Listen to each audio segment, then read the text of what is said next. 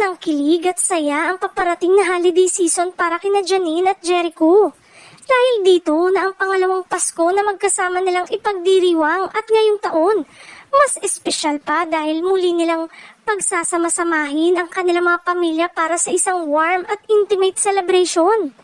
Ayon sa mga malalapit sa kanila, naging sobrang memorable ang unang Pasko magkasama ang dalawa noong nakaraang taon.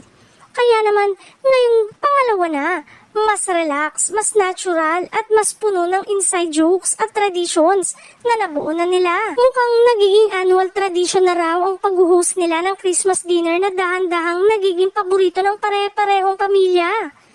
Si Jericho balak daw maganda ng isang simple pero heartwarming setup sa kanilang gathering, habang si Janine naman super hands-on sa decoration at personalized gift. Sabi ng isang source, parang mas at home na talaga ang dalawa sa isa't isa ngayong taon. Walang pressure, walang arte, puro genuine na ang saya lang. Marami tuloy ang naniniwalang ang pangalawang Pasko nilang ito ay patunay na mas lumalalim ang relasyon nila. Lalo na't patuloy nilang pinipili ang pamilya bilang core ng kanilang holiday celebration.